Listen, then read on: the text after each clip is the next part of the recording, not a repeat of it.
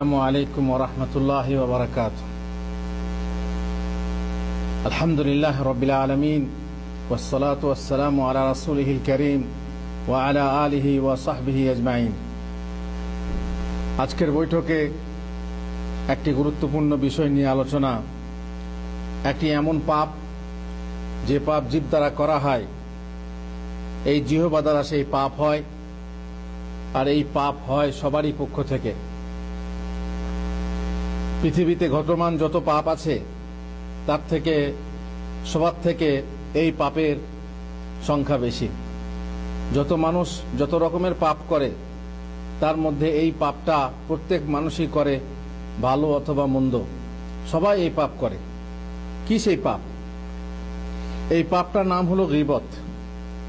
গীবত বা পরচর্চা, পরের নিন্দা গাওয়া, পরের পিছনে পরের নিন্দা করা, অন্যের পিছনে তার খারাপ দিকটা আলোচনা করা, পরচর্চা করা, এ হচ্ছে গীবত।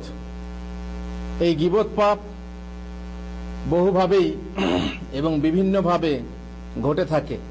কারো নিকট কোনো অনুপস্থিত ব্যক্তির নিন্দা করাকে, তার কুৎসা গাওয়াকে অথবা তার বিরুদ্ধে সমালোচনা করাকে গীবত বলা হয়। এই পরচর্চা মানুষের জিহ্বায় সৃষ্ট এক বিপজ্জনক আপদ ও সর্বনাশ। এই দোষ কীর্তন হতে খুব কম মানুষই বাঁচতে পারে, খুব কম মানুষই। জানি না আল্লাহর ওলিরাও বাঁচতে পারেন কিনা। এমনকি নেক বান্দারা এতে আপতিত হয়ে থাকেন। সমাজে যেসব মহাপাপের প্রচলন বেশি, তার মধ্যে ব্যাপকভাবে প্রচলন আছে এই গীবত মহাপাপের। সভ্য মানব সমাজে এই পাপ বিদ্বেষ ও ফাসাদ সৃষ্টি করে। গীবত করলে, গীবতের খবর প্রচার হলে, যার গীবত করা হয় তার কাছে পৌঁছে গেলে ফাসাদ সৃষ্টি হয়। তাই মুসলিমদের উপর তা অবৈধ ঘোষণা করা হয়েছে। গীবত করা অবৈধ, হারাম। কারো গীবত করাকে মৃত ভাইয়ের মাংস খাওয়ার সাথে তুলনা করা হয়েছে। আপনি আপনার মরা ভাইয়ের মাংস খাওয়ার যে পাপ, তেমনি পাপ আপনি তার গীবত করলে।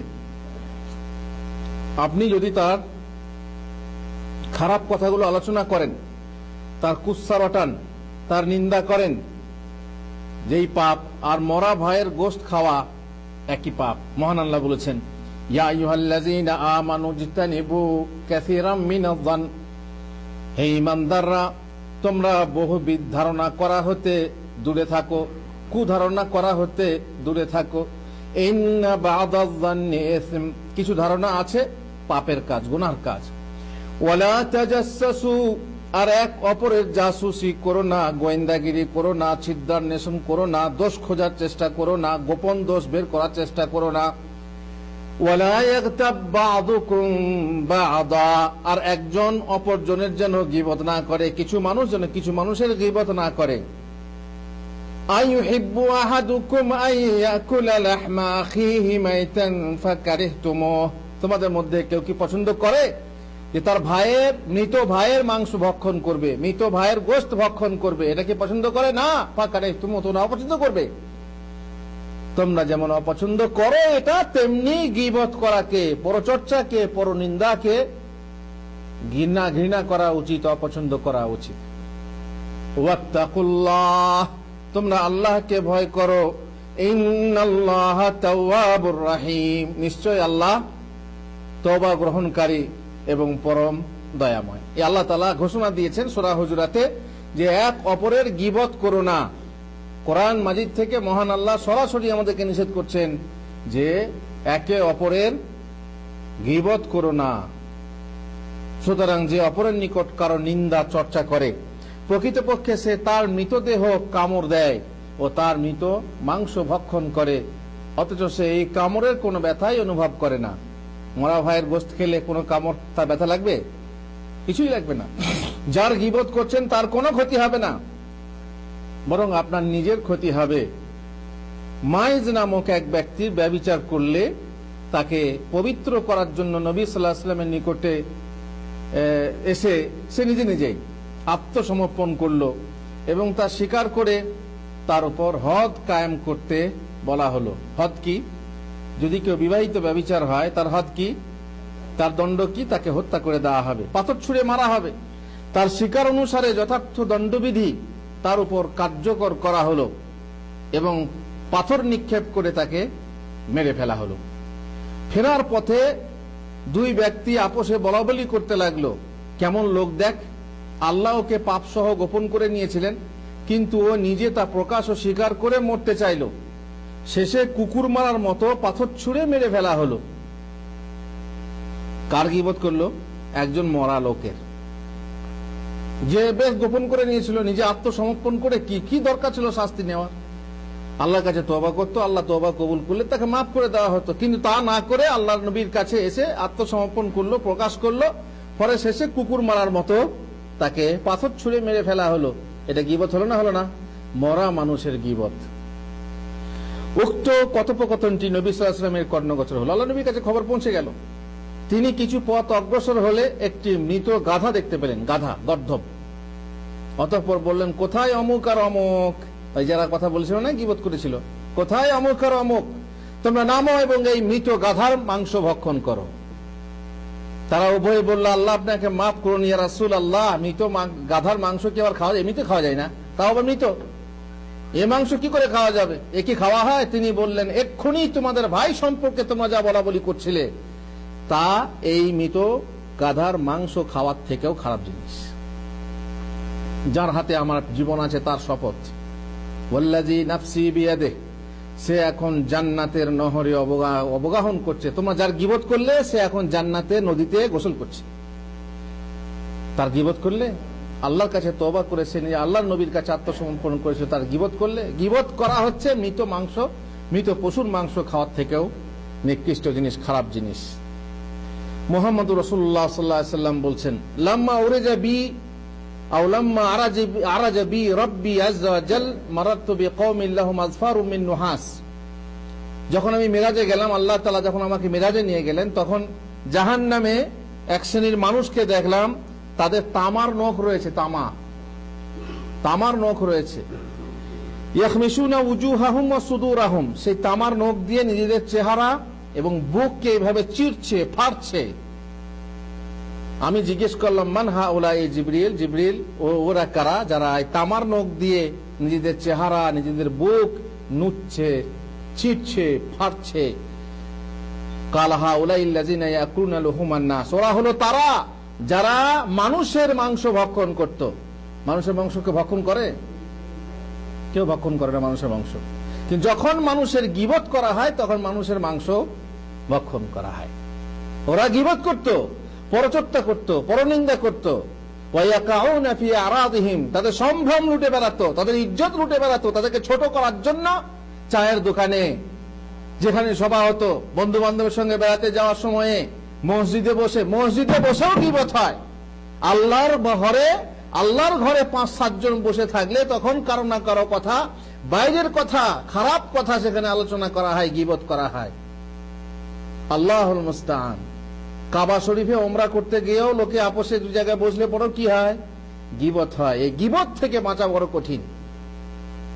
এরা হচ্ছে তারা যারা তামার নখ দিয়ে নিজেদের চেহারা নুচবে এবং নিজের বক্ষস্থল ফাড়বে, যারা পরের সম্ভ্রম লুটে, পরের ইজ্জত নষ্ট করে এবং পরের ইজ্জতের চর্চা করে, পরের কথা বলে বেড়ায়, যদিও সত্য, আর সত্য বলেই গীবত হয়। এ কথা পরে বলছি। গীবত করা মুনাফিকের গুণ। কার গুণ? মুসলমানের গুণ হতে পারে না। যে গীবত করে বেড়ায়, পরচর্চা করে বেড়ায়, এতে মুনাফিকের গুণ। আল্লাহ রাসূল সাল্লাল্লাহু আলাইহি ওয়াসাল্লাম বলছেন, ইয়া মাশারা মান আমানা বিলিসানিহি ওয়া লাম ইয়াদখুলিল ঈমানু কলবাহ, হে সেই লোক সকল যারা মুখে ঈমান এনেছো এবং তাদের ঈমান এখনো হৃদয়ে স্থান পায়নি। তার মানে কি? মুনাফিক বলে লা ইলাহা ইল্লাল্লাহ, কিন্তু মনের ভিতরে তাদের সেই ঈমান থাকে না, বুকে স্থান পায় না, মনে স্থান পায় না। লা তাগতাবুল মুসলিমিন, হে মুনাফিকের দল, তোমরা মুসলমানদের গীবত করো না, ওয়ালা তাত্তাবিউ আওরাতিহিম, আর তাদের দোষ খোঁজার চেষ্টা করো না, তাদের কোন রকমের দোষ খোঁজার চেষ্টা করো না। ফাইন্নাহু মান তাতাব্বা আওরাতা আখিহিল মুসলিম, কেননা যে ব্যক্তি তার মুসলিম ভাইয়ের দোষ খুঁজে বেড়াবে তাতাব্বা আল্লাহু আওরাতাহু, আল্লাহ তার দোষ খুঁজে বেড়াবেন। আল্লাহ তো খুঁজে বেড়াতে দরকার নেই, তাই না? তার মানে কি? দোষ ধরবেন। আল্লাহ তো জানেন দোষ, আল্লাহ তাআলা অনেক দোষকে ধরেন না, কিন্তু যে মুসলিম ভাইয়ের দোষ ধরবে, দোষ খুঁজে বেড়াবে, আল্লাহ তাআলা তার দোষ ধরবেন। ওয়ামান তাতাব্বা আল্লাহু আওরাতাহু ইয়াফযাহু ওয়ালাউ ফি জাওফি বাইতে, আর আল্লাহ যার দোষ ধরবেন, আল্লাহ তাকে লাঞ্ছিত করবেন, অপমানিত করবেন, অপদস্থ করবেন, লজ্জিত করবেন, যদিও সে তার ঘরের ভিতরে থাকে। ঘরের ভিতরে থাকলেও আল্লাহ তাকে কি করবেন? লাঞ্ছিত করবেন। কিসের জন্য? যেহেতু সে অপরের দোষ ধরেছে। দোষ দেখে রোষ করা ইহা এক দোষ। পরের দোষ দেখে তুমি তাকে বলো, নসিহত করো, ভাই এটা করো না, কিন্তু তা না করে তুমি অপরের কাছে গিয়ে বলছো তার দোষটা, অপরের কাছে গিয়ে অমুক এই করে, অমুক এই করে, অমুক সেই করে, তার খারাপ কথাটা বাইরে প্রচার করছো, অমুকের বউ এই, অমুকের ছেলে এই, অমুকের বাপ এই, অমুকের মা এই। তুমি তাকে বলছো না অমুক, হ্যাঁ সে ব্যক্তি এই করে, সে ব্যক্তি ওই করে, নানা রকম কথা, ও ব্যভিচার করে, ও সুদ খায়, ও ঘুষ খায়, ও মদ খায়, এই নানা রকমের কুকথা তাকে সরাসরি বলে নিষেধ না করে অপরের কাছে গিয়ে বেড়ায়। জেনে রেখো, যে অপরের দোষ ভেদ ধরে আল্লাহ তাআলা তার দোষ ধরবেন, অতঃপর তাকে লাঞ্ছিত করবেন, অপমানিত করবেন, যদিও সে নিজের ঘরে বসে থাকে। বাইরে গেলেই বেশি না ফেতনা, বাইরে গেলেই তার অপমান লাঞ্ছনার বেশি আশঙ্কা থাকে, কিন্তু আল্লাহ তাআলা তার দোষ ধরলে পরে তার ঘরের ভিতরে তাকে লাঞ্ছিত করবেন, যদিও সে ঘরের ভিতরে বসে থাকে। একজন জ্ঞানী ব্যক্তি, হাকিম ব্যক্তি এই গীবত ও পরচর্চা সম্পর্কে বলেন যে তা ফাসেকদের আতিথ্য, মহিলাদের বিলাস সামগ্রী এবং মনুষ্য কুকুরের খাদ্য। কি হলো কথা? ফাসেকদের আতিথ্য, আতিথ্য মানে হলো মেহমানের যে খাবার পেশ করা হয়, মেহমানের জন্য যে খাবার পেশ করা হয়। এখন মেহমানের জন্য যে খাবার আপনি পেশ করবেন, হয়তো আপেল পেশ করলেন, পেপসি পেশ করলেন, কিংবা চা পেশ করলেন, চায়ের সঙ্গে বিস্কুট দিলেন। ফাসেকদের এই শ্রেণীর এই খাদ্য হলো কি? গীবত। তাদেরকে চা বিস্কুট লাগবে না, কি লাগবে? শুধু একটা লোকের সমালোচনা, সমালোচনা করলেই তাদের চা বিস্কুট হয়ে যায়, তাদের পেপসি হয়ে যায়। আর কাদের? মহিলাদের বিলাস সামগ্রী। মহিলারা ঘরে বসেই, শুধু একা তো হয় না, ঘরের মহিলাদের মধ্যে অথবা পাড়া প্রতিবেশী মহিলার মধ্যে কত শাঁখ চিরুনি এক ঘর থেকে অন্য ঘরে গিয়ে গোটা গ্রামের খবর, গোটা জামাতের খবর নিয়ে বেড়ায়, দিয়ে সেই ঘরে সমস্ত অমুকে জানো, অমুকের বেটির এই হয়েছে, অমুকের বেটার এই হয়েছে, অমুকের এই হয়েছে, যত রকমের কথা এক এক শ্রেণীর মহিলা আছে তারা অন্য বাড়িতে গিয়ে বলে বেড়ায়। বিশেষ করে বেপর্দা পরিবেশে এগুলো হয়। আর মনুষ্য কুকুরের খাদ্য, এক শ্রেণীর মানুষ আছে যারা কুকুরের ন্যায়, আর কুকুর নোংরা খেয়ে বেড়াতে, নোংরা ভোজি, পায়খানা খায়, ওই পচা জিনিস খায়, ওই যে খারাপ হাড্ডিগুলো খেয়ে বেড়ায়, পচা জিনিস খেয়ে বেড়ায় কুকুর। মানুষের মধ্যে এক শ্রেণীর কুকুর আছে যারা এই খাদ্য ভক্ষণ করে, গীবত খাদ্য, যারা লোকের গীবত করে নিজেদের পেট ভর্তি করে। সুতরাং কথাটা বড় দামি কথা। গীবত করা এক ক্ষতিগ্রস্ত ব্যবসা, যাতে গীবতকারী সকৃত পণ্য নোকসান করে ফেলে, ব্যবসা করতে গিয়ে পুঁজি হারিয়ে বসে। পক্ষান্তরে যার সে গীবত করে তার এতে লাভ হয়, যার গীবত করে তার লাভ হয়, তাই না? কেন বলছি? ওই গীবতকারীর নেকি প্রতিশোধমূলক ভাবে ওই ব্যক্তিকে দান করতে হয়। এটা কখন করতে হবে? কিয়ামতের দিনে। রাসূলুল্লাহ সাল্লাল্লাহু আলাইহি ওয়াসাল্লাম বলেছেন, আয়া সাহাবারা তোমরা কি জানো? আতাদরুনা মাল মুফলিস, আতাদরুনাল মুফলিস, নিঃস্ব কাকে বলে জানো? সাহাবারা বললেন, ইন্নাল মুফলিসা মিন উম্মতি মায়াতি ইন্না মান লা মাতা আলাহু ওয়ালা দিরহাম। সাহাবারা বললেন, মুফলিস নিঃস্ব হচ্ছে সেই ব্যক্তি যার কোনো সাজ সরঞ্জাম নেই, টাকা পয়সা নেই, সেই হচ্ছে মুফলিস। রাসূলুল্লাহ বললেন, না, ইন্নাল মুফলিস, প্রকৃত মুফলিস, আসল মুফলিস হলো সেই মায়াতি ইয়াউমাল কিয়ামাতি বিসালাতিন ওয়া সিয়ামিন ওয়া যাকাত ওয়া ইয়াতি ক্বাদ শাতামা হাযা ওয়া কাযাফা হাযা ওয়া আকালা মালা হাযা ওয়া সাফাকা দামা হাযা ওয়া দারাবা হাযা। প্রকৃত নিঃস্ব হলো সেই যে কিয়ামতের দিনে আসবে আমার উম্মতের মধ্যে সেই লোক যে নামাজ নিয়ে আসবে, রোজা নিয়ে আসবে, যাকাত নিয়ে, সবকিছু ভালো কাজ করে এসেছে, কিন্তু সে অমুককে গালি দিয়েছে, অমুককে অপবাদ দিয়েছে, অমুকের মাল খেয়েছে অবৈধভাবে, অমুকের খুন খারাপা করেছে, রক্তপাত ঘটিয়েছে, সুতরাং একে তার নেকি থেকে দেওয়া হবে, ওকে তার নেকি থেকে দেওয়া হবে, যার গীবত করেছে তাকে তার নেকি থেকে দেওয়া হবে, যাকে মেরেছে তাকে তার নেকি থেকে দেওয়া হবে। নেকি শেষ হয়ে গেলে কি হবে? ফায়ুতা মিন হাসানাতিহি ওয়া হাদা মিন হাসানাতি ফাইন ফানিয়াত হাসানাতু ক্বাবলা আন ইউকদামা আলাইহি উখিযা মিন খাতায়াহুম ফাতুরিহাত আলাইহি সুম্মা তুরিহা ফিন-নার। নেকি শেষ হয়ে গেলে তখন এর গুনাহ নিয়ে, ওদের গুনাহ নিয়ে এর ঘাড়ে চাপিয়ে দেওয়া হবে। লাভটা কার হবে? যার গীবত করা হয় তার লাভ হবে। এমন এক ব্যবসা, যে ব্যবসায় গীবতকারী নিজের পুঁজি নষ্ট করে দেয়, লাভ হয় তার, যার গীবত করা হয়। বর্ণনা করা হয়, বলা হয় আর কি, এটা কোনো সহিহ হাদিসের কথা না।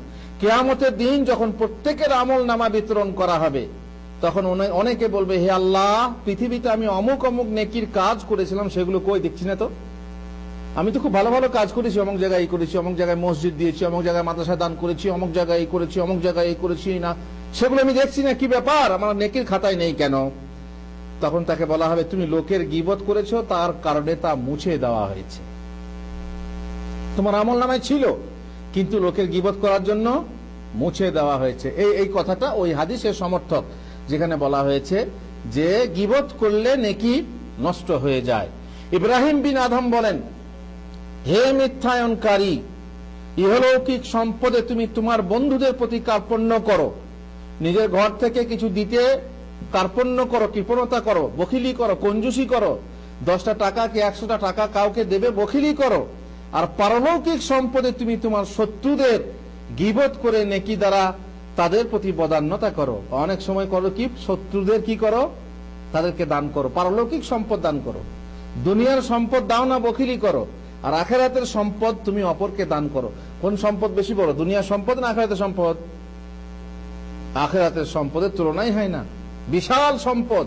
কিন্তু দুনিয়ার সম্পদ তুমি দাও না, আর অনায়াসে, অনিচ্ছাকৃতভাবে এবং খুবই অনায়াসে আখিরাতের সম্পদ তুমি লোকদেরকে বিলি করো। কিসের মাধ্যমে? গীবত করার মাধ্যমে। যখনই তুমি কারো গীবত করবে, তাকে তোমার আখিরাতের সম্পদ দেওয়া হবে। কিন্তু তুমি যাতে কার্পণ্য করো, তাতে তোমার কোনো ওজর নেই। দুনিয়ার সম্পদ দাও না, এটাতে কোনো ওজর নেই। আর যাতে বদান্যতা করো, তাতে তুমি প্রশংসিত নয়। যেতে তুমি যা তুমি দান করছো, আখিরাতের সম্পদ দান করছো, এতে লোকের প্রশংসা হবে না, বরং এতে লোকে বদনামি করবে তোমার। দান করলে মানুষের নাম হয় না, হয় না? কিন্তু তুমি যে আখিরাতের সম্পদ দান করছো, এর জন্য কি তোমাকে প্রশংসা করবে, নাম করবে না? তোমার বদনাম হবে। লোকের গীবত করলে তোমার বদনাম হবে। তাহলে দুনিয়াতেও তোমার নাম হবে না, আর আখিরাতেও তোমার কাম হবে না। কত বড় খাসারা! লোকের গীবত করলে কত বড় লোকসান, কত বড় ক্ষতি। হাসান বাসরি রাহমাতুল্লাহ আলাইহির নিকট খবর পৌঁছল যে এক ব্যক্তি তার গীবত করেছে। কে? কার? হাসান বাসরি। শোনা মাত্র তিনি ওই ব্যক্তির জন্য এক পাত্র বা এক ডালি খেজুর, সদ্যপক্ষ রোতাব, যাকে বলে রোতাব খেজুর, সুন্দর টাটকা খেজুর দিয়ে পাঠালেন এবং বলে পাঠালেন, শুনলাম তুমি আমাকে তোমার নেকি উপহার দিয়েছো। দেখছেন, শুনলাম তুমি আমাকে তোমার নেকি উপহার দিয়েছো, তাই আমি ইচ্ছা করলাম যে এই উপহারের বিনিময়ে তোমাকেও কিছু উপহার দিই। আল্লাহু আকবার! তুমি আমাকে তোমার আখিরাতের সম্পদ দান করেছো, তাই তার দানের বিনিময়ে আমি তোমাকে দুনিয়ার সম্পদ দান করছি। গীবতের বিনিময়ে আমি তোমাকে খেজুর দান করছি। ক্ষমা করবে, যেহেতু আমি তোমাকে যথার্থ প্রত্যুপহার দিতে পারিনি, কারণ মাফ করবে, তুমি যা দান করেছো তার বিনিময়ে আমি যথার্থ বিনিময় দিতে পারলাম না, তার জন্য তুমি ক্ষমা করবে। আল্লাহু আকবার! তার মানে তুমি আমাকে নেকি দিয়েছো, আর আমি তোমাকে খেজুর দিলাম। কেমন শিক্ষা! যদি সে লোক জ্ঞানী হয় তো বুঝবে যে আমি কত বড় ক্ষতি করেছি। আখিরাতের সম্পদের বিনিময়ে দুনিয়ার সম্পদ। যাই হোক, এক ব্যক্তি হাসান বাসরিকে বলল, আপনি আমার গীবত করেন? তিনি বললেন, আপনি আমার গীবত করেন মানে আপনি আমার বদনাম করছেন? কোথাও বদনাম করেছেন, গীবত করেছেন? তখন তিনি উত্তরে বললেন, আমার নিকট তোমার এত মর্যাদা নেই যে আমার জন্য নিজে পুণ্য তোমাকে, তোমার নিজের নেকি তোমাকে দান করবো, এত মর্যাদা তোমার আমার কাছে নেই। আমি তোমার কেন গীবত করতে যাব? তোমার কি মর্যাদা আছে যে আমি তোমাকে আমার নেকি দান করব? ইবনুল মুবারক বলেন, যদি আমি কারো গীবত করতাম তাহলে নিজ আব্বা আম্মার করতাম। যদি আমি কারো গীবত করি তাহলে নিজের বাপ মায়ের করব। কেন? আমার নেকির আমার যে নেকি, আমার যে পুণ্য, তার অধিকারী হচ্ছে আমার মা বাপ। কারণ তারা হচ্ছে জন্মদাতা, জন্মদাত্রী। তাই যদি গীবত করতে হয় নিজের মা বাপের করব, পরের গীবত করব না, কারণ আমার নেকি তাদের কাছে চলে যাবে। যাইতে মা বাপের কাছে যা, আসল উদ্দেশ্য তা না যে মা বাপের গীবত করব। উদ্দেশ্যটা কি? যে কারোই গীবত করব না, কারণ গীবত করলে নিজের নেকি যার গীবত করা হয় তার কাছে চলে যাবে।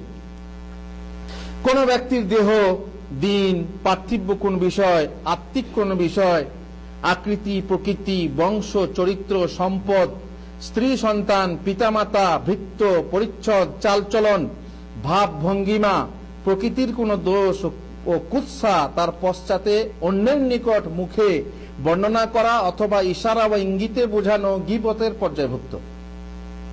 কোন ব্যক্তির দেহ নিয়ে, হ্যাঁ তার দেহটা এরকম, বিভিন্ন রকমের আছে, এসব আমরা জানি, সমাজে প্রচলিত।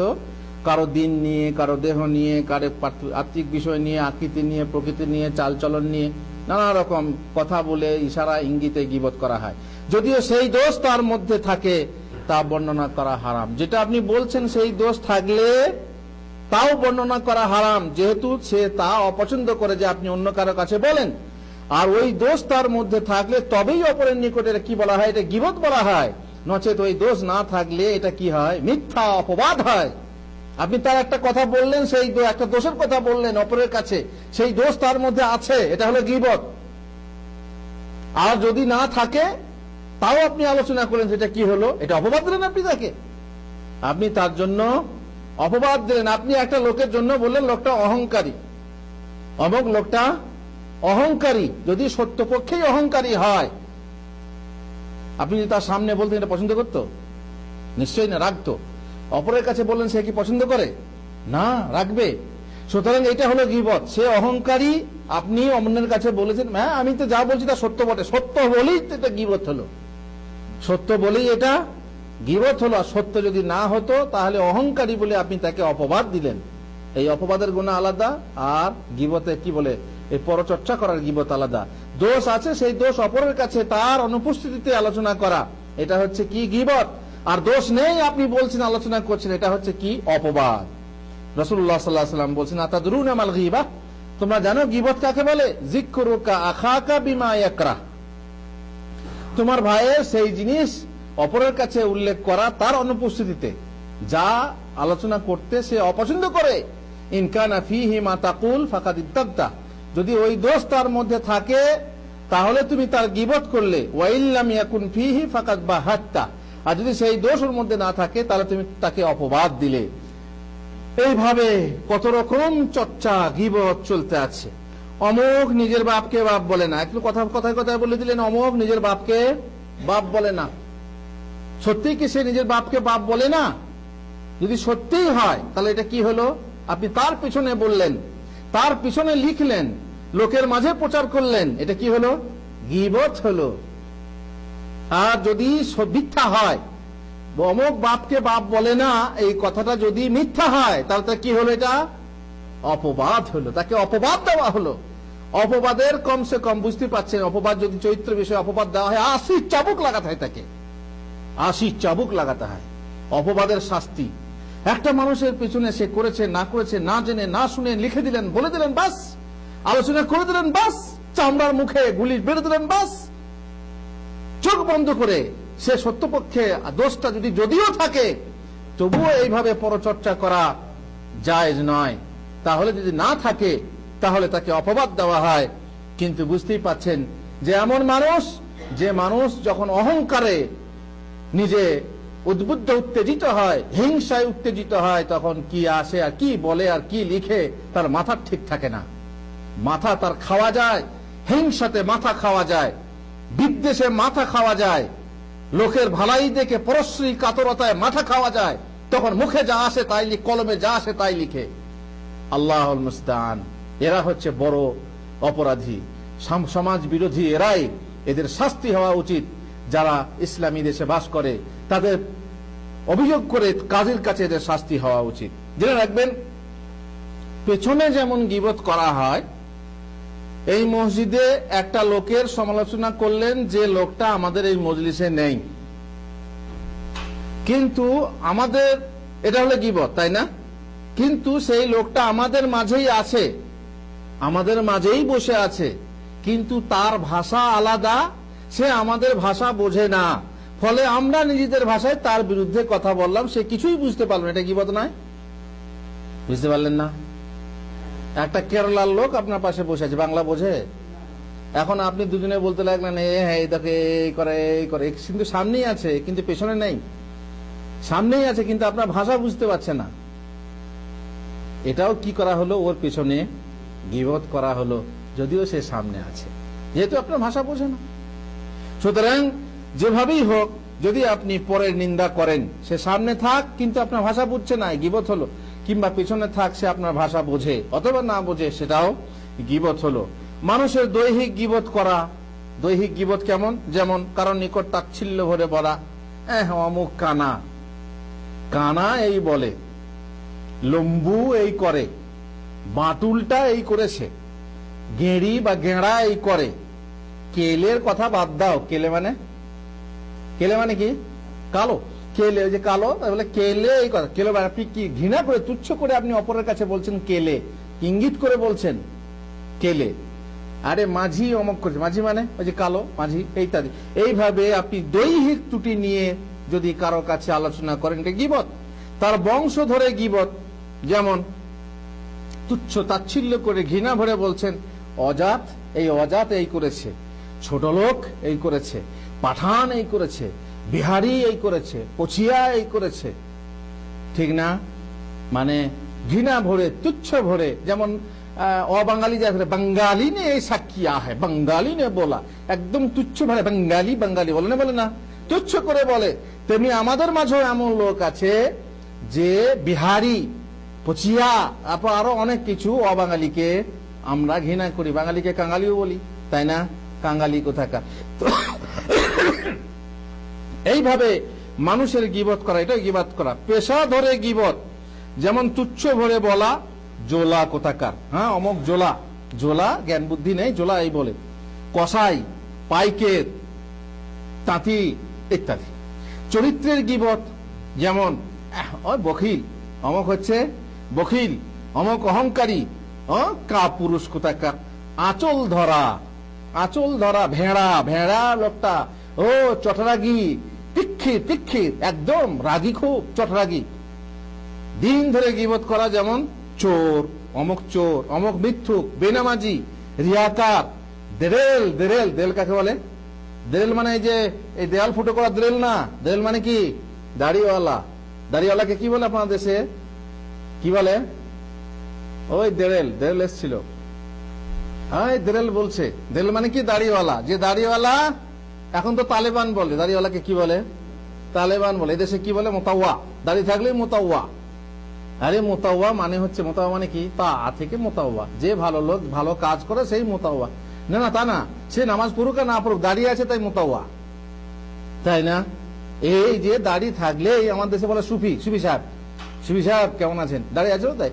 আর অমুসলিমরা তো চাচা বলে, দাড়ি থাকলেই চাচা, সে দাদা ছোট হোক, বয়সে বড় হোক, ছোট হোক, বলে চাচা। আমি একদিন রোডে যাচ্ছি শহরে, এক ছেলে বলছে চাচা, চাচা। চাচা বললি কেন রে? সে কিন্তু অমুসলিম। আমি চাচা বললি কেন? আমি কি দাদা হতে পারি না? বলছে দাঁড়িয়েওয়ালাদেরকে চাচা বলে। মাশাআল্লাহ। রবি ঠাকুরকে তোর, রবি ঠাকুর চাচা না? ও তো হ্যাঁ, তাহলে মুসলমান হলে চাচা, তাই না? আর রবি ঠাকুর চাচা নয়, কারণ ও তো দাঁড়িয়ে আছে, রবি ঠাকুরের দাঁড়িয়ে আছে, তো তাকে চাচা বল না। তা না, মুসলমান হলে যারা দাঁড়িয়ে থাকে তাকে কি বলা হয়? চাচা বলা হয়। তুচ্ছ করে চাচা বলে, এটা যে তুচ্ছ, এই তুচ্ছ করাই হচ্ছে পরের কাছে বললে এটা কি হয়? গীবত হয়। তারপর ধরুন পার্থিব বিষয়ে গীবত, যেমন লোকটা গোপে, বখাটে, গোড়ে, গোড়ে মানে কি? ঘুম থেকে উঠতে চায় না, ঘুমিয়ে থাকে, ভুঁড়ি মোটা, টেকো, টেকো। আমি একদিন যাচ্ছি রাস্তায়, মাথায় চুল নেই, ওই পাশে যুবক বসে আছে এক কোণে, তো সেখানে আলোচনা করছে, ওই দেখ মিস্টার টাক চললো, বুঝতে পারছেন? মিস্টার টাক চললো, তার মানে কি? আমাকে তুচ্ছ করার জন্য একটা খেতাব বের করে নিল, দিয়ে আমাকে ছোট করে দিল। পরিচ্ছদে গীবত, যেমন লুঙ্গিওয়ালা, যারা প্যান্ট শার্ট পরে তারা লুঙ্গিওয়ালাদেরকে ঘৃণা করে, তাই না? যারা প্যান্ট শার্ট পরে শহরের লোক, লুঙ্গিওয়ালাদেরকে ঘৃণা করে, যেমন শহুরেরা গেঁয়ো লোকদেরকে কি করে? ঘৃণা করে। গেঁয়ো লুঙ্গিওয়ালা, ঢিলা পায়জামাওয়ালা, যারা টাইট ফিট পরে তারা ঢিলা পড়লে দেখলে কি ঢিলা পায়জামাওয়ালা, ওই যে অমুক ঢিলা পায়জামাওয়ালা ওই যে আসে, এবং সে তার সম্পর্কে লাগিয়ে দিল। এইভাবে আল খেল্লাওয়ালা, হ্যাঁ, অপরিচ্ছন্ন, অসভ্য ইত্যাদি বহু রকমের কথা আছে যার পিছনে বলে মানুষকে ছোট করা হয়। গীবত করা জিহ্বাতেই সীমাবদ্ধ নয়, শুধু আপনি মুখে বললেই গীবত হয়, আর ইঙ্গিতে ইশারায় যদি বলেন তাহলে গীবত হবে না। ভাবে ভঙ্গিতে অভিনয় করে ভেঙচিয়ে খোঁটা মেরে অথবা লিখেও করা হয়, লিখে গীবত করা হয়, হয় না? এসব বিরুদ্ধ পক্ষের অপমান এবং তাকে হ্যায় ও তুচ্ছ করার উদ্দেশ্য হলে তা গীবতের অর্থের অন্তর্ভুক্ত এবং হারাম, আর তা হচ্ছে কাবিরা গুনাহ।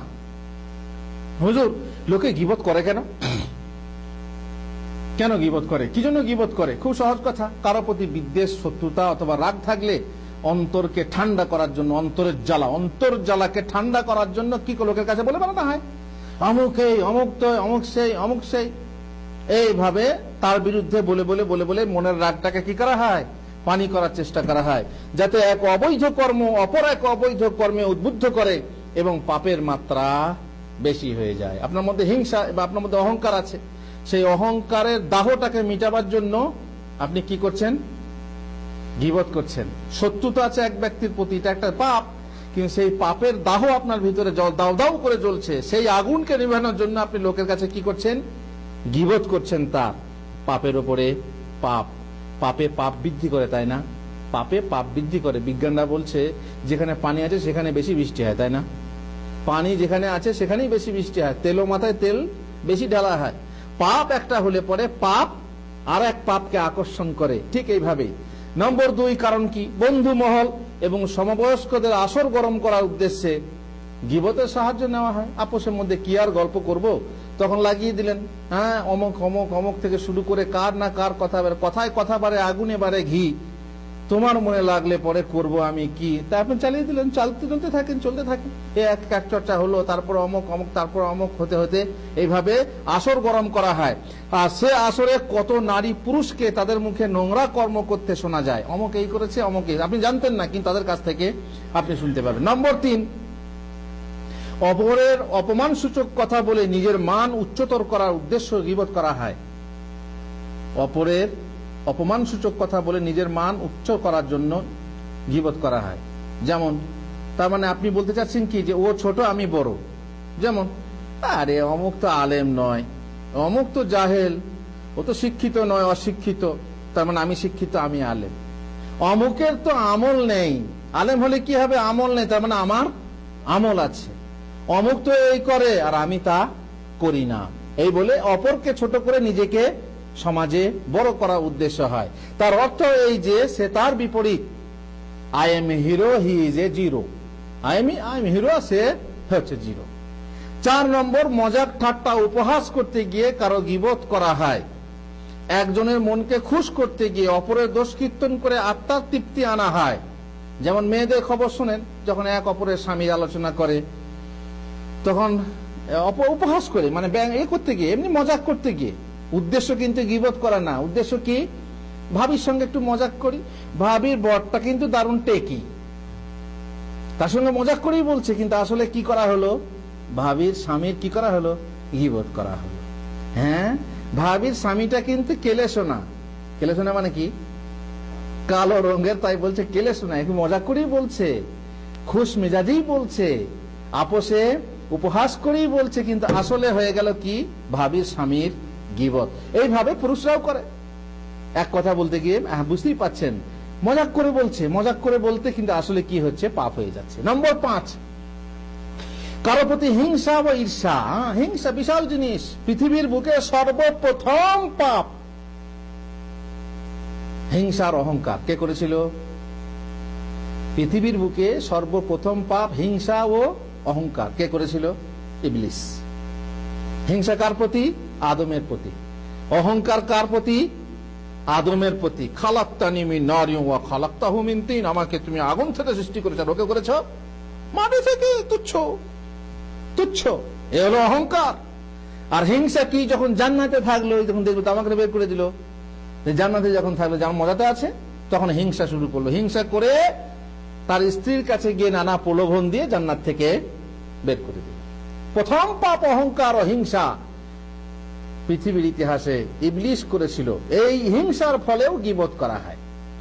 আপনি তার সঙ্গে পেরে উঠছেন না, হিংসা হচ্ছে, এখন লোকের কাছে তার কি করছেন, তাকে ছোট করার জন্য গীবত করে বেড়াচ্ছেন। অথচ মুমিনের হৃদয়ে ঈমান ও হিংসা একত্রে জমা হতে পারে না।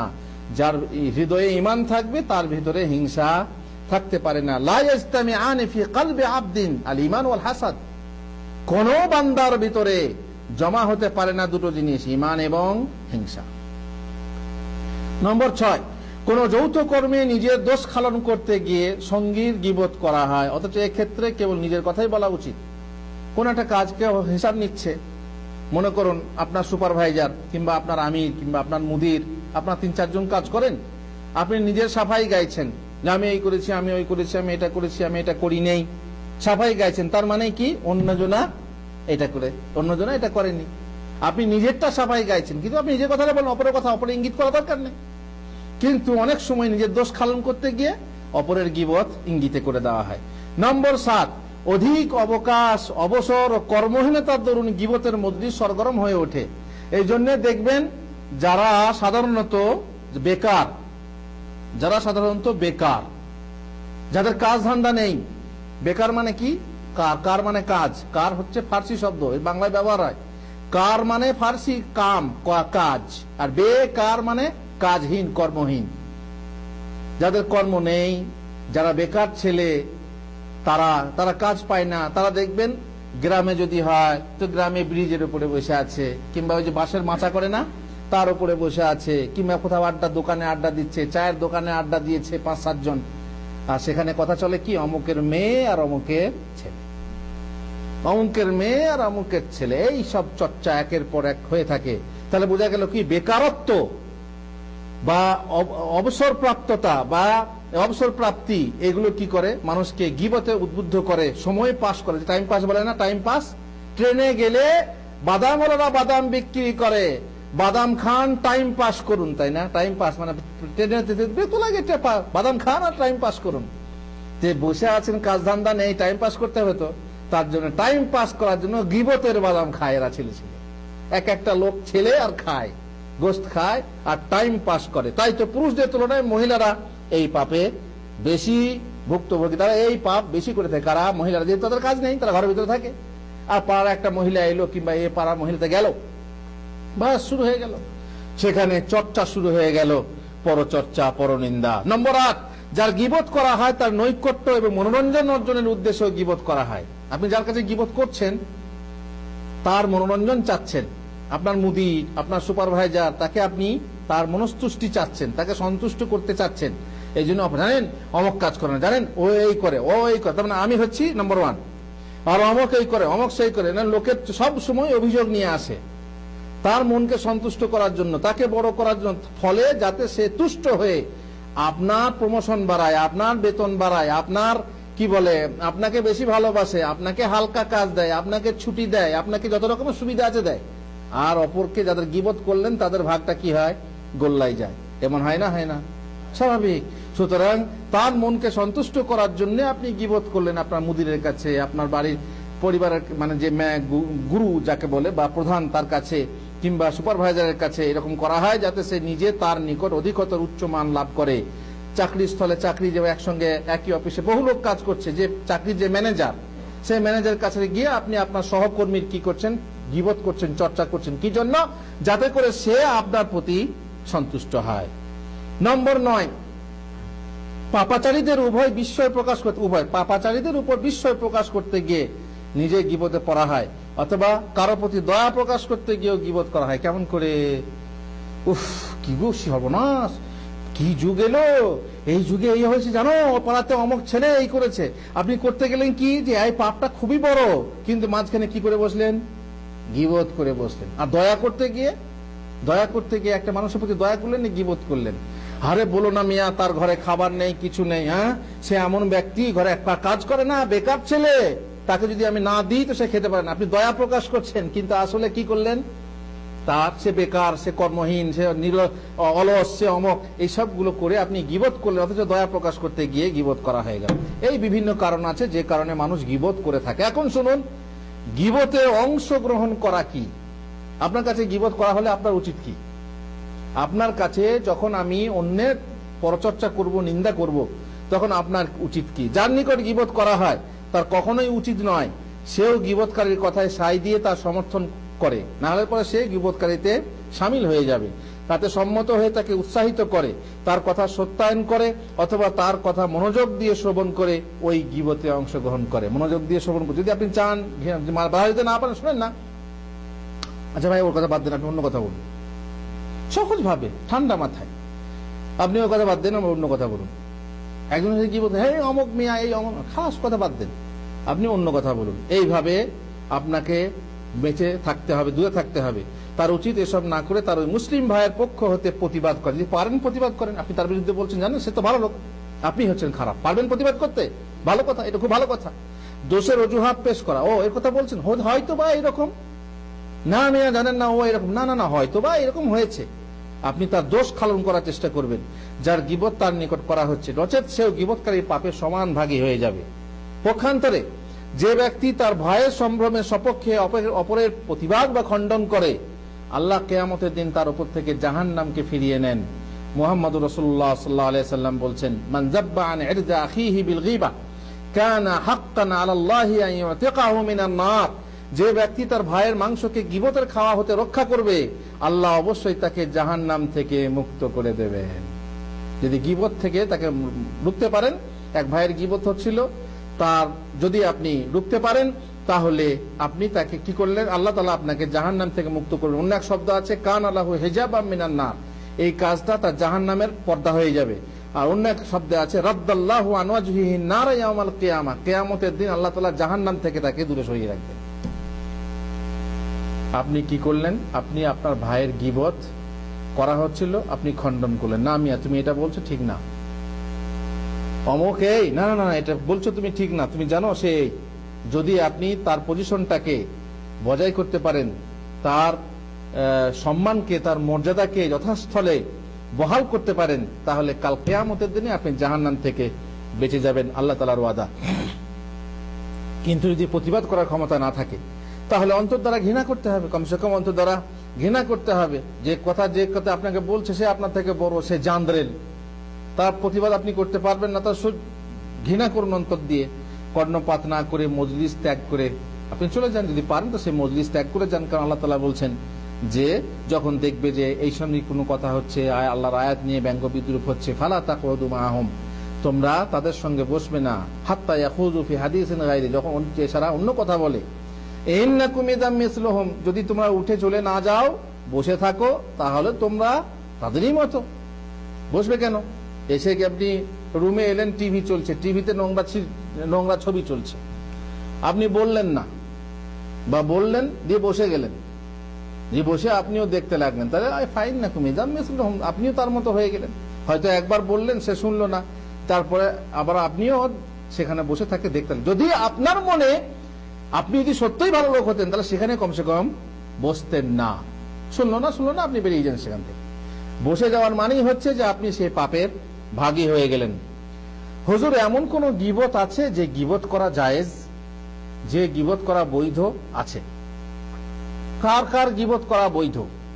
গীবত হারাম হলেও কিছু লোকের এবং কিছু কারণে গীবত করা জায়েজ। যেমন কারো নিকটে অত্যাচারিত হলে শাসকের নিকট নালিশ করা।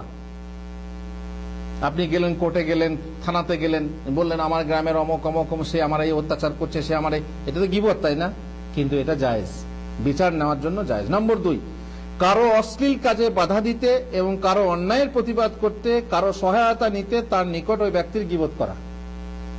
এক মস্তান, সে আপনাকে ছাড়বে না, এক জান্দ্রিল, সে আপনার পেছনে লেগে আছে, সে আপনার ক্ষতি করবে, সে আপনার বিভিন্ন রকম, তখন আপনি একজন সবল মানুষের কাছে গিয়ে বললেন, ভালো মানুষের কাছে গিয়ে বললেন, ভাই অমুক এই আমার পেছনে লেগেছে, দেখো এই করছে, তুমি আমাকে সহযোগিতা করো, যাকে দমন করতে পারে, আরে এটা গীবত না।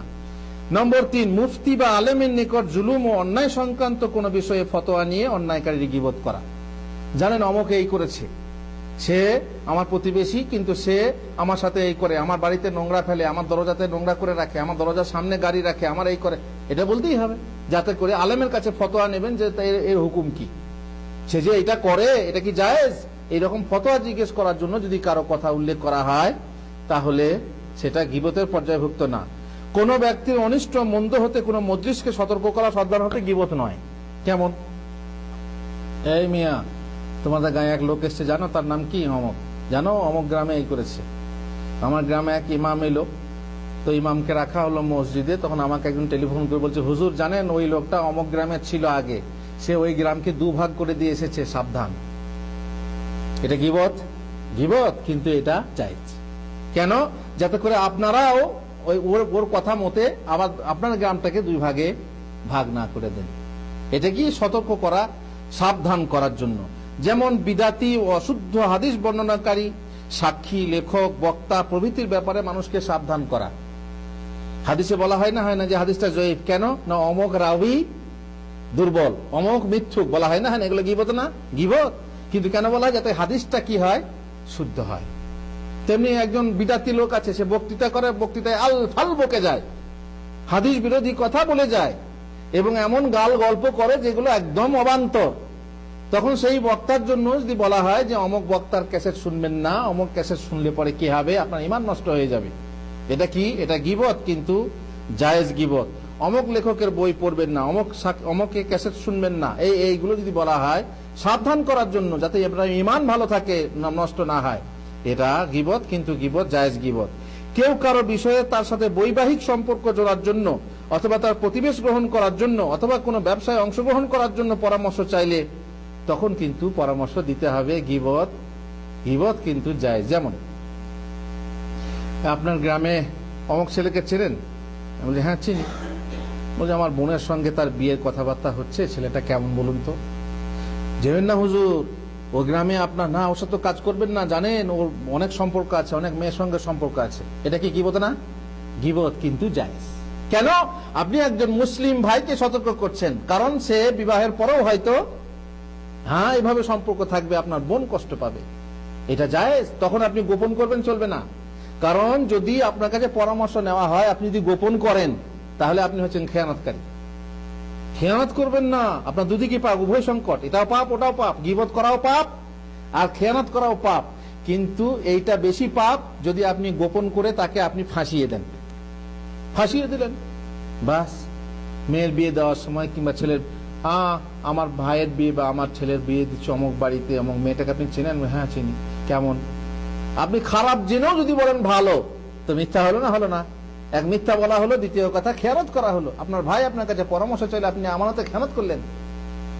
আর তার সত্ত্বেও যদি মেয়েটা দুশ্চরিত্রা হয়, তার ছেলের সঙ্গে বিয়ে লাগিয়ে দিয়ে ছেলেটাকে আপনি ফাঁসিয়ে দিলেন। সে হয়তো ভালো লোক বেচারি, আর এই খারাপ মেয়ে তার ভাগে পড়লো, এর মূলে হচ্ছেন আপনি।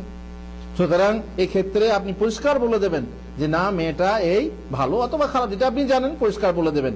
খারাপ হলেও সেটা গীবত হবে না, কারণ এই গীবত করা জায়েজ। প্রতিবেশ গ্রহণ করার জন্য, ভাই আমি অমুক জায়গায় জায়গা নিচ্ছি, বাড়ি করবো ভাবছি, আর আপনি জানেন যে ওই আশেপাশে প্রতিবেশীর লোকরা হচ্ছে চোর, ছেঁচোর, গুন্ডা, বদমাশ ইত্যাদি।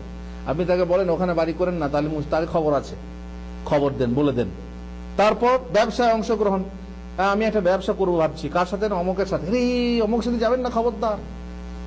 হঠাৎ করে শুনলেন যে অমুক অনেক টাকা ঋণ দিচ্ছে একটা লোককে, খবরদার ওকে ঋণ দেবেন না। বলে না, বলে না অনেকে, ওকে ঋণ দেন না হুজুর, হাত খুব ভারী, শোধ করতে চায় না। বলে না, বলে না, এটা গীবত, কিন্তু জায়েজ। কেন? তাকে সতর্ক করা হয়।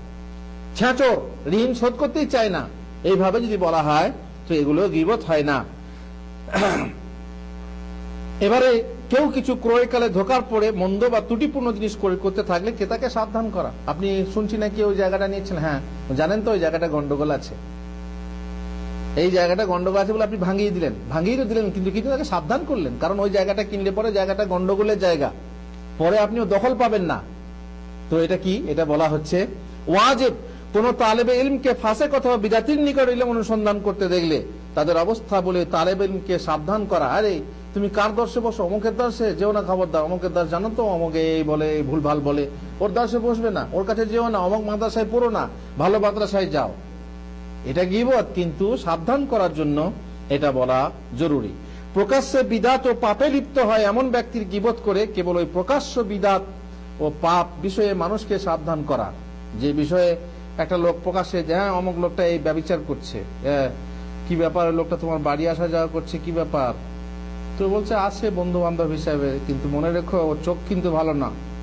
তার মানে কি, তোমার বোন থাকলে, তোমার মেয়ে থাকলে, তোমার স্ত্রী তো থাকবেই, সাবধান। এইভাবে যদি সেই পাপের কথাটা বলে দেওয়া হয়, গীবত কিন্তু সাবধানমূলক। মন্দ নামে কেউ সুপরিচিত হলে তার অপমান উদ্দেশ্য না করে সহজে পরিচয় দেওয়ার জন্য তার নিকট ওই নাম উল্লেখ করা। যেমন আপনার গ্রামের একটা লোক খাঁদা বলে পরিচিত, যদি কাউকে খাঁদা বলা হয়, এটা ভালো না খারাপ? খারাপ। আল্লাহ তাআলা বলছেন ওয়ালা তালমিজুল, তোমরা মন্দ নামে ডেকো না। কিন্তু ছোটবেলা থেকে তার বাপ মাই খাঁদা খাঁদা হাঁদা ভোঁদা বলে ডেকে ডেকে ডেকে ডেকে অভ্যাস হয়ে গেছে। এবারে গ্রামে যদি আপনি যান, গিয়ে যদি বলেন মুজিবুর রহমানকে চেনো, মুজিবুর রহমানকে, তো আপনি চিনতেই পারবেন না। যখন হাঁদাকে চেনো, তখন হ্যাঁ হাঁদা, হ্যাঁ চিনি, অমুক পাড়ায় বাড়ি। এখন হাঁদা বললে যদি চেনে লোকে, তো আপনাকেও হাঁদা বলতে হবে, আর সেটা গীবত নয়। যখন পরিচিত হয়ে যাবে, যেমন অনেকে হাঁদা নামে পরিচিত হয়ে যায়, অনেকে খোঁড়া নামে পরিচিত হয়ে যায়, এইভাবে যদি পরিচিতি লাভ করে, কালো, গেঁড়া, গেঁড়া দেখেছেন, গেঁড়া নাম হয়ে যায় অনেকে লোকের গেঁড়া, হ্যাঁ গেঁড়া কই এলো না, কই কালো এলো না, কই কালু এলো না, এইসব এক একটা কি হয়ে যায়, নাম হয়ে যায়। যখন নাম বলে পরিচিত হয়, তখন অপরের কাছে গেঁড়া, কালো, খানো এসব বলা কোনো সমস্যা নেই, তখন গীবত হয় না। কিন্তু এই সব কথা বলার ক্ষেত্রে কতক বিষয়ে খেয়াল রাখা অবশ্যই উচিত। যেমন নিয়ত যেন মন্দ না হয়। আপনি কালো কালো বলে, হ্যাঁ কালো এসেছিল বা কালো গেছিল বললেন আপনি, কিন্তু নিয়ত যেন আপনার তাকে ছোট করা না হয়। আল্লাহর দ্বীনের স্বার্থে যেন বিশুদ্ধভাবে ওই গীবত হয়। উক্ত সকল ক্ষেত্রে যে ব্যক্তি বিশেষের গীবত করা হয়, তার নাম যথাসম্ভব উল্লেখ না করা হয়। আপনি যথাসম্ভব চেষ্টা করবেন, একটা কথা বলছেন, পাপের কথা বলছেন, চেষ্টা করবেন যাতে করে ওর নাম উল্লেখ না করা হয়। কিন্তু যে ত্রুটি বর্ণনা করা যথেষ্ট, কেবল সেটাই বলে শেষ করবেন, অন্য ত্রুটি বলবেন না। অভিযোগ করতে গিয়ে আপনি অভিযোগ করছেন, কিন্তু তার অন্যান্য ত্রুটি আপনি উল্লেখ করবেন, এটা জায়েজ না। এই ধরনের গীবত করার উপর লাভের চেয়ে নোকসান যাতে অধিক না হয়ে যায়, সেদিকে সম্পূর্ণ খেয়াল রাখতে হবে। লোকে যাকে গীবত ভাবে না, অথচ তা গীবত, এমন অনেক প্রকার কথা সমাজে প্রচলিত আছে, যা সাধারণত মানুষ ব্যবহার করে থাকে এবং তা যে গীবত তা তারা বুঝতে পারে না অথবা কিছুই মনে করে না। যেমন কোন ব্যক্তি প্রসঙ্গে কথা শুনতে শুনতে বা বলতে বলতে বলা, আল্লাহ নির্লজ্জতা থেকে পানাহ দেখ বাবা, গুমরাহি থেকে পানাহ চাই। এতক্ষণ কার কথা হচ্ছিল? একজনের কথা হচ্ছিল। আপনি তখন হাই নিঃশ্বাস ফেলে বললেন আল্লাহ পানাহ দেখ। তার মানে কি? হ্যাঁ অমুক লোকটা বুঝতে পারছেন গুমরাহ ভ্রষ্ট, ইঙ্গিতে বুঝিয়ে দিলেন, কিন্তু লোকে এটা গীবত মনে করে না, আসলে গীবত। কিছু লোক এই করে জানেন, কিছু আলেম এই করে, কিছু লোক আছে এই করে, অথচ যাকে আপনি বলছেন সে যদি কিছুর মানে বোঝে যে অমুক আর অমুক, তাহলে এটা গীবত। যেমন অনেকে বলে লোকের নাম না নিলে গীবত হয় না, কিন্তু যাকে আপনি বলছেন, বলা মাত্রই কিছু কিছু করে বলছেন, সে বোঝে যে এই কিছুর উদ্দেশ্য কে, নাম আপনি নেন নাই, তবুও সে বুঝতে পারছে যে অমুক, এটা কি হয়ে যাবে? গীবত হয়ে যাবে। আরে অমুক পণ্ডিত বলছে, আমাদের অমুক বড় মৌলবী, অমুক আল্লামার ফতোয়া বটে, অমুক মাদানী, হ্যাঁ এইভাবে অমুক সাহেব, অমুক আমির, এইরকম বলে ইঙ্গিত করে ব্যঙ্গ করে যদি বলা হয়, টিস মেরে বলা হয় অমুক পর্দা বিবি, আরে হাজি বিবি, মেয়েদের জন্য বলা হয় হিট মেরে তুচ্ছ করে, এগুলো হচ্ছে গীবত। সাধারণ পাপীর সাধারণ সমালোচনা করা হচ্ছে গীবত। আমরা গীবত না মনে করলেও আসলে গীবত। সাধারণভাবে আপনি প্রচার লোকের কাছে প্রচার করছেন অমুক সুদ খায়, অমুক ঘুষ খায়, অমুক পাপ করে, কি বলে মদ খায়, এগুলো চর্চা করা মনে করেন না যেটা ভালো জিনিস। কিন্তু এই যে বললাম, যে যে উদ্দেশ্যে, যদি উদ্দেশ্য ভালো হয়, কারো কাছে সাহায্য চাইতে যান, কাউকে অভিযোগ করতে যান, আলাদা কথা, কিন্তু সাধারণ মজলিসে আলোচনা করা এটা কি? গীবতের পর্যায়ভুক্ত। অমুক বাঙ্গাল, বিহারি, পছিয়া, গেঁয়ো প্রভৃতি ঘৃণা বা তাচ্ছিলের সাথে বলা, এসব কিছু গীবতের পর্যায়ভুক্ত। আমরা নাম নিয়ে অনেকে এরকম বলে লোককে তুচ্ছ করি, তাচ্ছিল্য করি, আর তা সব গীবত হয়। আল্লাহ তাআলা আমাদেরকে পানাহ দেন। আর প্রথমেই বলেছি যে এ পাপ এমন একটা পাপ যে ভালো মন্দ কেউই বাঁচতে পারে না। ভালো সেও এই পাপ করে, ভালো হলেও সেও এ পাপ করে, এমনকি মসজিদের ভিতরে বসে এই পাপ হয়। এমনকি অনেক গ্রামের মসজিদের ইমাম, অনেক জামাতের মসজিদের ইমাম বিবিসি লন্ডন হন। বিবিসি লন্ডন তো জানেন, সারা বিশ্বের খবর দেয়, বিশ্ব সংবাদ, সমস্ত জামাতের গোটা গ্রামের খবর তার কাছে আছে। তার মানে লোকে এসে বলে তবেই তো, আর গীবত হয় তবেই তো হুজুর খবরটা পান। খারাপ খবর তার কাছে জমা আছে। এমন বিবিসি লন্ডন হওয়া থেকে সাবধান। আর এমন বিবিসি লন্ডনের সাংবাদিক হওয়া হতেও সাবধান। গীবত করবেন না, গীবত হচ্ছে মৃত ভাইয়ের মাংস খাওয়ার সমান। আল্লাহ সবাইকে তৌফিক দেন, আল্লাহুম্মা আমিন। ওয়া সাল্লাল্লাহু আলা নবিয়িনা মুহাম্মদ ওয়া আলা আলিহি ওয়া সাহবিহি আজমাইন।